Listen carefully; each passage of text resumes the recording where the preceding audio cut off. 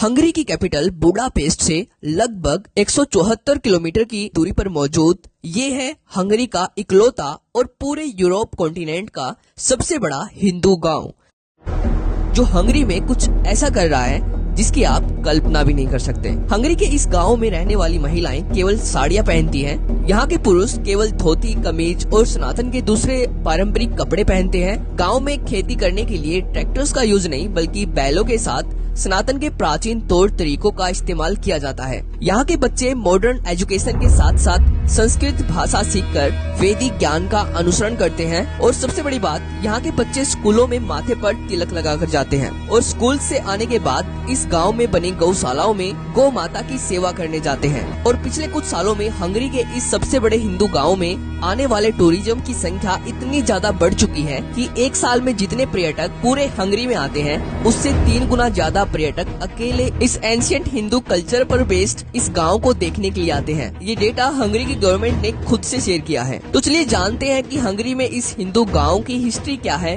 कैसे आज ये गांव हंगरी में इतना ज्यादा ट्रेंड कर रहा है, इसको किसने और क्यों बनाया, और जानेंगे कि कैसे यूरोपियन कंट्रीज में धीरे धीरे सनातन के एंशिएंट कल्चर की डिमांड बढ़ती जा रही है, जिससे इन देशों में सनातन के लिए एक बड़ी अपॉर्चुनिटी इंतजार कर रही है। तो इस वीडियो को पूरा जरूर देखना, बहुत सारी नई चीजों के बारे में आपको पता चलने वाला है। और अगर आपको ये वीडियो इम्पोर्टेंट लगती है तो वीडियो को लाइक करके इसको अपने रिलेटिव्स के साथ शेयर कर देना, जिससे इस वीडियो की रीच बढ़े और वीडियो ज्यादा से ज्यादा ऑडियंस तक पहुंचे। तो चलिए देखते हैं।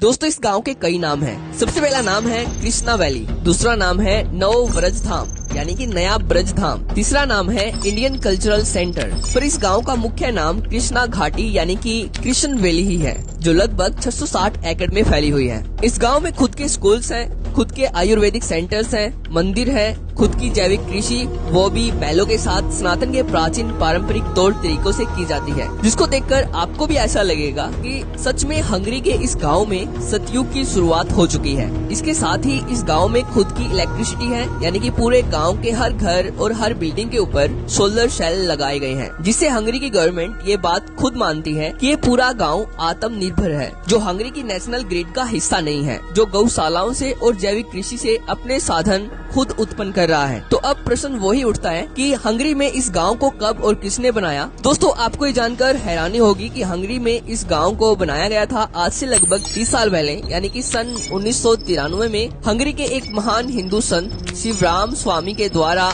हंगरी में इस गाँव की स्थापना की गयी थी। और शिवराम स्वामी के निस्वार्थ भावना से किए गए सनातन के प्रति महान कामों को बताना शायद ही मेरे लिए इस वीडियो में पॉसिबल हो, क्योंकि अगर मैं इस महान संत के द्वारा किए गए सभी कामों को इस वीडियो में बताने लग जाऊं तो ये वीडियो 1 घंटे से ऊपर चली जाएगी। दोस्तों, शिवराम स्वामी का जन्म सन 1949 में हंगरी की कैपिटल बुडापेस्ट में हुआ था और तब ये सनातन धर्म से दूर दूर तक कोई संबंध नहीं रखते थे। पर जब ये सन 1980 में लंदन आए तब इन्होंने भगवत गीता से प्रेरित होकर इस्कॉन को ज्वाइन किया और इस्कॉन के माध्यम से सनातन धर्म अपनाया और अपना सब कुछ छोड़ सनातन में एक साधु का जीवन अपना लिया और अपना सिंपल लिविंग और हाई थिंकिंग का मोटो बनाया, जो सनातन के वेदों से इंस्पायर्ड है। और इनको भगवत गीता इतनी ज्यादा पसंद आई कि हंगेरियन लैंग्वेज में भगवत गीता को ट्रांसलेट करने का पूरा क्रेडिट भी इन्हीं को दिया जाता है, जिसको पढ़कर बहुत सारे हंगरी के लोग सनातन धर्म अपना पाए हैं और इस हिंदू वैदिक गाँव में रहने के लिए प्रेरित हुए हैं, जिसके कारण साल 2009 में शिवराम स्वामी के कामों से खुश होकर हंगरी के उच्च शिक्षा और विज्ञान के तत्कालीन राज्य सचिव कैरोली मनहर्ज के द्वारा इनको हंगरी गणराज्य के गोल्ड क्रॉस ऑफ मेरिट से सम्मानित किया गया, जो हंगरी में दूसरा सबसे बड़ा पुरस्कार है। यह पुरस्कार शिवराम स्वामी के उत्कृष्ट और मूल्यवान धर्मार्थ और मानवीय कार्यों के लिए इनको दिया गया था।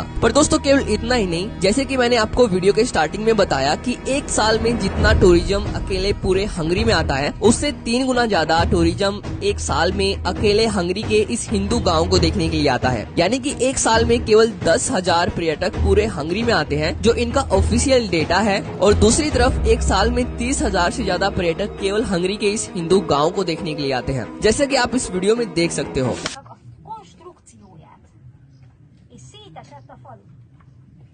Mi veszettél belőle akkor?